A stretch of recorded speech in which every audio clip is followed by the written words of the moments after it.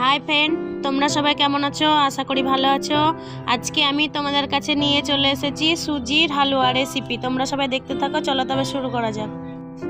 প্রথমে আমি গ্যাসের মধ্যে কড়াই বসিয়ে 2 চামচ ঘি দিয়ে তেজপাতা দিয়ে নাড়াচাড়া করে নেব। তেজপাতা দিয়েছি, খুব সুন্দর একটা সেন্ট বের হয়, তাই তোমরা চাইলে না দিতেও পারো। আমি এখানে 200 গ্রাম সুজি নিয়েছি, ওই ঘিয়ের মধ্যে দিয়ে ভালো করে নাড়াচাড়া করে নেব। আমি আগেই দুধ গরম করতে বসিয়ে দিয়েছি, 1 লিটার দুধ নিয়েছি।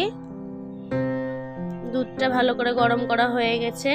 দেখো, সুজিটা ভালো করে নাড়াচাড়া করতেই থাকতে হবে, কারণ তলাতে পুড়ে যেতে পারে, ওই জন্য ঘন ঘন নাড়াচাড়া করতে হবে।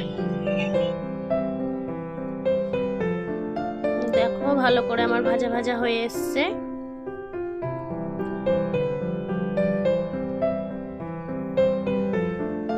যে ভাজা ভাজা হয়ে এসছে,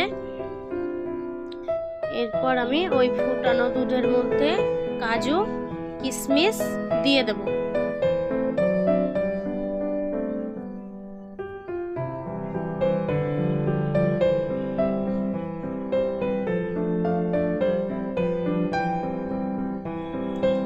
আমি দুধের মধ্যে দিয়েছি তার কারণ যাতে কাজু কিশমিশ গুলো একটু নরম নরম হয়।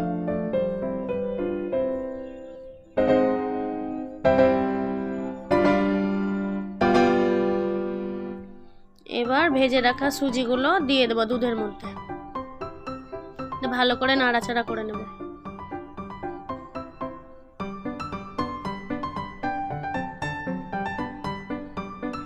এরপর পরিমাণ মতো চিনি দেব।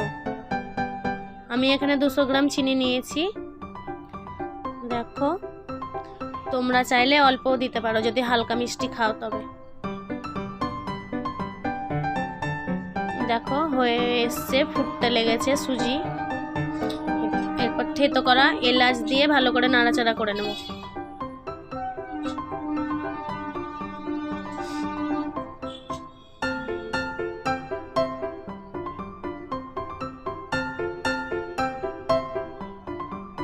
আমি টেস্টের জন্য এখানে শুকনো আমল দুধ দিয়েছি, তোমরা চাইলে না দিতেও পারো। দেখো, হয়ে এসছে, নাড়াচাড়া করে ভালো করে একটা পাত্রের মধ্যে ঢেলে নেব। আমরা এরকম ভাবেই তৈরি করে খাই বাড়িতে, তোমরাও এরকম ভাবেই তৈরি করে খাবে সবাই। আশা করি খুব ভালো লাগবে। ভালো লাগলে অবশ্যই লাইক, কমেন্ট, শেয়ার করে সাবস্ক্রাইব করে আমার পাশে থাকবেন আরও নিত্য নতুন ভিডিও পাওয়ার জন্য। দেখো, আমার হয়ে গেছে। এরপর নামিয়ে নেব থালার মধ্যে। এই সুজির হালুয়াটা খেতে খুবই সুস্বাদু ও টেস্টি লাগে। তোমরা এরকম ভাবে সবাই তৈরি করে খাবে। আমল দুধ দিলে খুব সুন্দর একটা টেস্ট হয়, তাই আমি দিয়েছি। দেখো কি সুন্দর হয়েছে।